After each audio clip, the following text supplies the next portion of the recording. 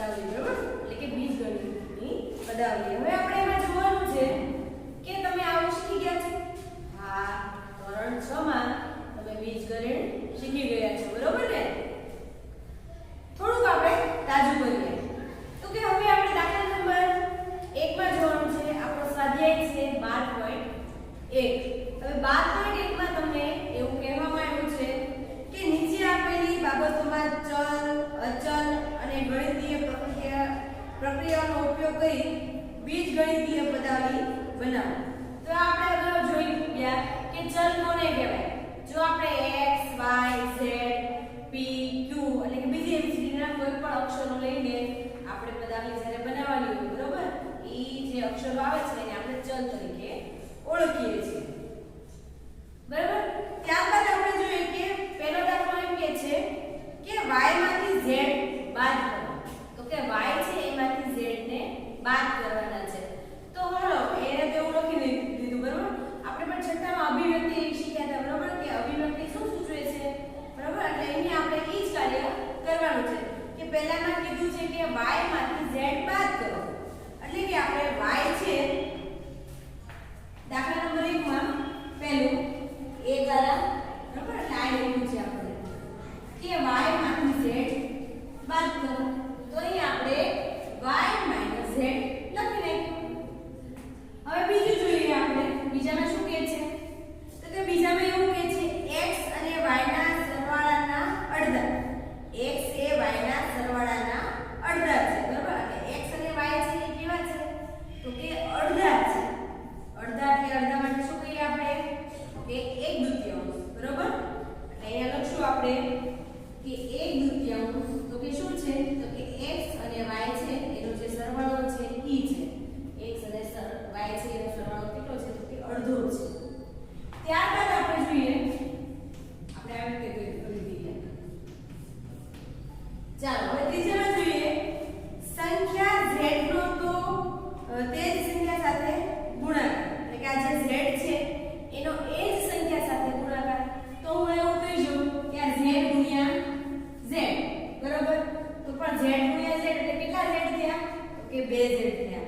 એટલે આપણે એને આ રીતે લખીએ કે z નો વર્ગ, બરાબર? એટલે તમે આ રીતે પણ જવાબ લખી શકો છો અને z નો વર્ગ આ રીતે પણ જવાબ લખી શકો છો. ત્યારબાદ આપણે ચોથું જોઈએ. ચોથામાં એવું કહે છે કે p અને q ના ગુણાકારનો ચતુર્થ ભાગ. આ જે p અને q એનો ગુણાકાર કરવાનો છે. એટલે પહેલા તો આપણે જોઈએ કે p અને q નો ગુણાકાર, અને વચ્ચે આપણે ગુણાકારની નિશાની મૂકતા નથી. આપણે સમજીએ છીએ કે બે સંખ્યા વચ્ચે જો કોઈ નિશાની ન હોય તો આપણે એને ગુણાકાર સમજીએ છીએ. એટલે કે p અને q નો ગુણાકાર છે એનો કેટલામો ભાગ છે? તો કે ચોથો ભાગ છે. એટલે આ રીતે આપણે લખી શકીએ. ત્યારબાદ આપણે જોઈએ પાંચમું. પાંચમામાં એમ કહે છે કે m અને n સંખ્યાના ગુણાકારના 3 ગણામાં 5 ઉમેરતા. હવે શું કહે છે? m અને n એના કેટલા ગણા? તો કે ગણા એટલે કે ગુણાકાર. m3 અને n3 એટલે કે m અને n 3 ગણા છે. તો ભાઈ આપણે લખતા છીએ કે આ 3 છે એ કેટલી વાર છે? m અને n. m અને n છે એ કેટલા છે? તો કે 3 ગણા છે, બરાબર? પછી શું કહે છે આગળ? થોડો દાખલો આગળ વધારીએ આપણે. પછીના સ્ટેપમાં એવું કહે છે એમાં 5 ઉમેરતા. હવે જે આપણે આ સંખ્યા મળી છે એમાં કેટલા ઉમેરવાના છે? તો કે 5 ઉમેરવા એટલે કઈ નિશાની? તો કે સરવાળા નિશાની. કેટલા ઉમેરવાના છે? તો કે 5 ઉમેરવા છે. ત્યારબાદ આપણે જોઈએ છઠ્ઠા દાખલામાં કે y અને z ના ગુણાકારને 10 માંથી બાદ કરતા. જોજો y અને z નો ગુણાકાર છે એને શેમાંથી બાદ કરવાના છે? 10 માંથી બાદ કરવાના છે. xy માંથી 10 બાદ નથી કરવાના, પણ 10 માંથી xy બાદ કરવાના છે. એટલે આપણે જે પહેલા આપ્યું છે એ સંખ્યા પહેલા આપણે લખવાની છે. તો અહીં આપણે જોઈએ છઠ્ઠામાં આપણે પહેલા એમ કીધું કે 10 માંથી બાદ કરવાના છે તમારે. એટલે પહેલા 10 લખવા પડશે, ત્યારબાદ બાદબાકીની નિશાની કરવી પડશે. અને શું શીખવાનું છે? તો કે x અને y નો ગુણાકાર છે. એટલે કે y અને z નો ગુણાકાર છે. સોરી, એટલે y અને z એ આ 10 છે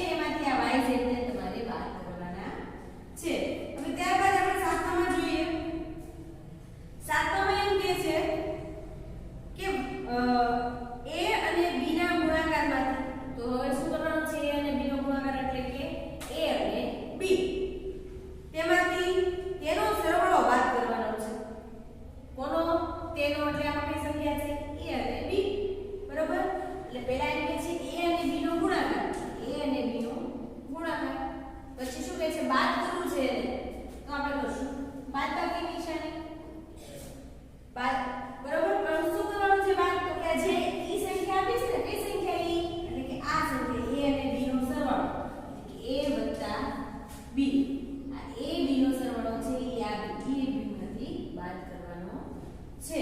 તો અહીં આપણે જે પરિણામ હતો પદાવલીનો તે આપણે મેળવીને બતાવ્યું છે. આ તમે ચિંતામાં શીખી જ ગયા હતા, બરોબર ને? તો યાદ આવી ગયું તમને. હવે આપણે જોઈએ દાખલા નંબર 2. તો દાખલા નંબર 2 માં એમ કહે છે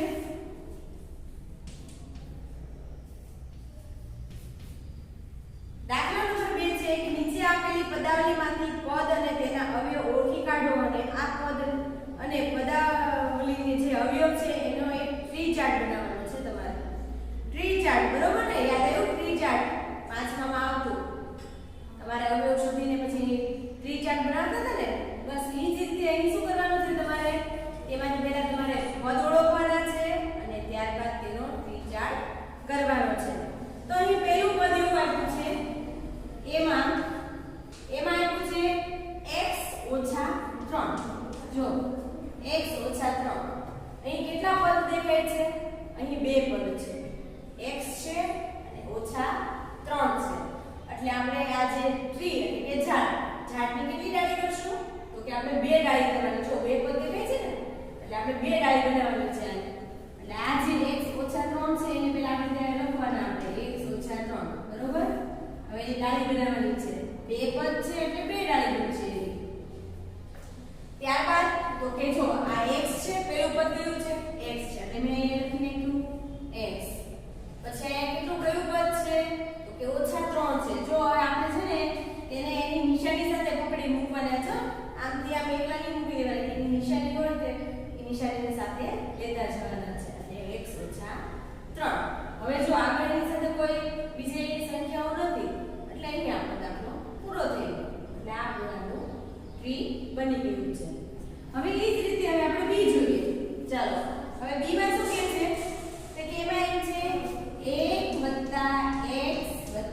+ x નો વર્ગ, બરોબર.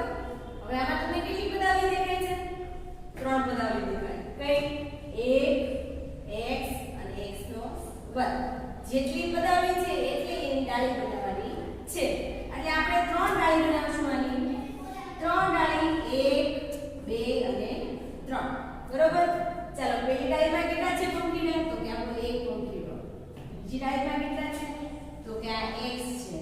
અને ત્રીજી ડાળીમાં તો કે x નો વર્ગ છે, બરોબર. હવે આપણે આગળ જોઈએ કે એકનું વિભાજન કરીએ તો કે એકનું વિભાજન થતું નથી. અહીં x નું વિભાજન તો કે x ના વિભાજનમાં કાઈ ન થાય, x ના x જ રહે. એટલે એકનું કાઈ વિભાજન ન થાય એટલે 1 x નું કાઈ વિભાજન ન થાય એટલે x ના x. અહીં જો અહીં x છે કેટલી વાર છે? બે વાર છે, બરોબર. એટલે અહીં x ને તમારે બે વાર કરવાના છે. એટલે x છે એમાંથી પાછી બે ડાળી નીકળશે, બરોબર. એક ની ઉપર 2 છે ને એટલે બે ડાળી પાછી નીકળી. કેટલી વાર x છે? તો કે બે વાર છે. એટલે એક x અહીંયા અને એક x અહીંયા. લ્યો આ તમારું ઝાડ બની ગયું છે. ત્યારબાદ આપણે સીમા જોઈએ. સીમા એવું છે y - y નો ઘન છે. જો તમે હવે વર્ગ લીધો કોઈ ચાલતા, બરોબર ને? તો આ વળી y ની પર શું આવ્યું? તો કે 3 ઘાત આવી. y ની કેટલી ઘાત? 3 ઘાત. એટલે y કેટલી વખત ગુણાકાર હશે? તો કે 3 વાર ગુણાકાર હશે, બરોબર. એટલે y ની 3 ઘાત. અને તમે એને y નો ઘન પણ કહી શકો છો. ચાલો હવે કેટલા પદ છે? તો કે બે પદ છે. એક પદ અને બે પદ. એટલે કેટલી ડાળી બનશે? તો કે એની બે ડાળી બનશે. એક ડાળીમાં y અને બીજી ડાળીમાં y નો ઘન, બરોબર. ચાલો હવે આમાંથી y માંથી કેટલા પદ બાદ છૂટા પડે? તો કે હવે એમાંથી કાઈ ન થાય એટલે y ના y. અહીં y માંથી કેટલા ડાળી પર છૂટી પડશે? તો y માંથી 3 છે. જો y કેટલી વાર છે? 3 વાર છે. એટલે y ને 3 વાર આપણે આ રીતે કરવાના. y અને y. લ્યો આ તમારું પાછું ઝાડ તૈયાર થઈ ગયું છે. ત્યારબાદ આપણે જોઈએ હવે થોડી સંખ્યા વાળું જોઈએ કે એમાં એમ છે કે -5x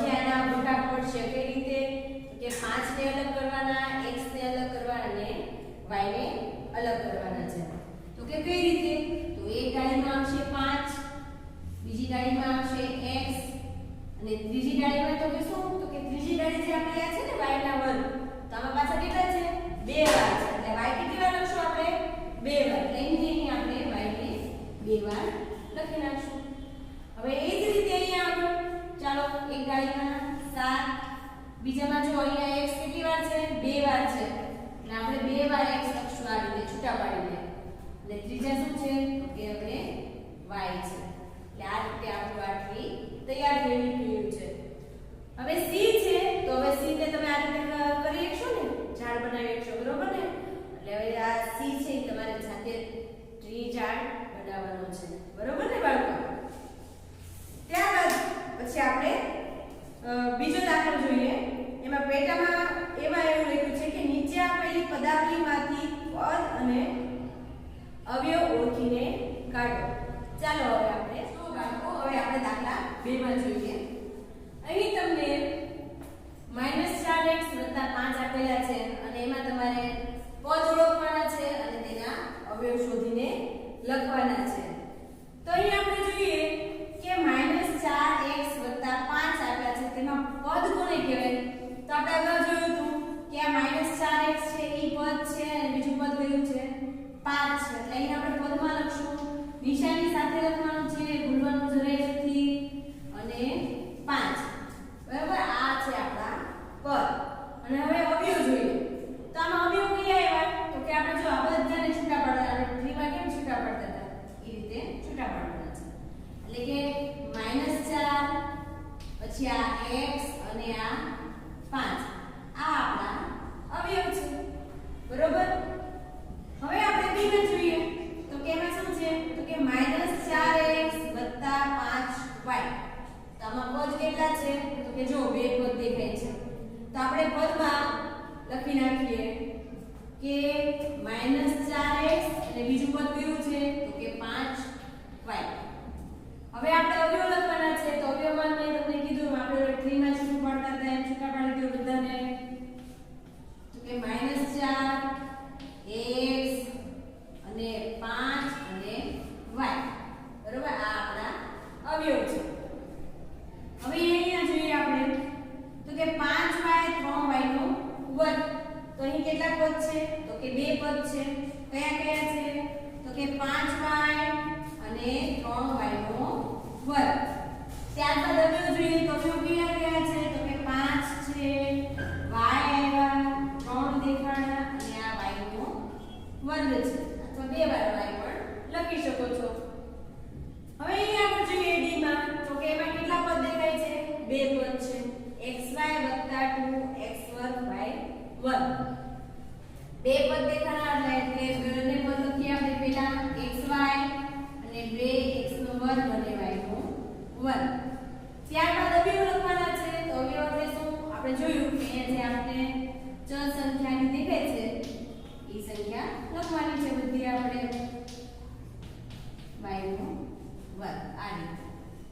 હવે અહીંયા જો દાખલીમાં તો કે pq + q. તો અહીં કેટલા પદ દેખાય છે? અહીં પણ 2 પદ દેખાય છે. કયા કયા? p અને q અને q. અવયવ તો કે અવયવ આપણે કયા દેખાણા છે? તો કે આ p દેખાણા છે, પછી આ કયા છે? q છે ને અહીં આપણે ફરી વખત q છે. 2 વખત આવતા તો 2 વખત લખવાના, 3 વખત આવતા તો 3 વખત લખવાના, એક વખત આવી ગયું તો બીજી વખત લખવાની જરૂર નથી, એવું નથી. જેટલી વાર આવે એટલી વાર લખવાના છે. અહીંયા જોઈએ હવે કે એમાં એવું છે કે 1.2 AB -2.4B + 3.6A. જો આવું સંખ્યા આવે ને બાળકોને છે ને ગભરામણ થવાનું નથી.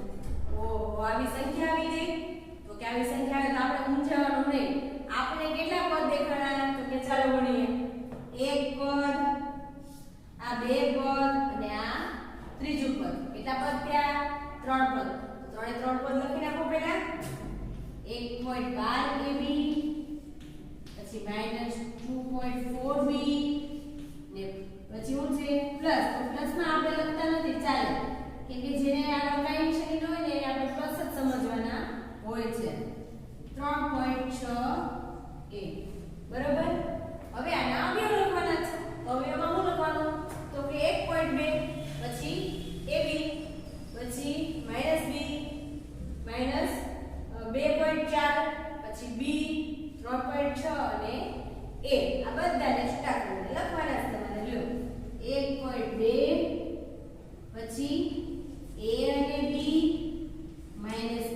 1.4 બી પછી 3.6 ને પછી એ લ્યો આને છૂટા પાડી દીધા બરોબર ને એટલે સંખ્યા એવી જોઈને ગભરાઈ જવાનું નહીં હવે અહીંયા આગળ આપણે પદ જોઈએ તો અહીં કેટલા પદ છે બે પદ છે અને 1/4 હવે બોલો જોઈએ અહીંયા આપણે અવયવમાં શું લખશું અવયવમાં લખશું 3/4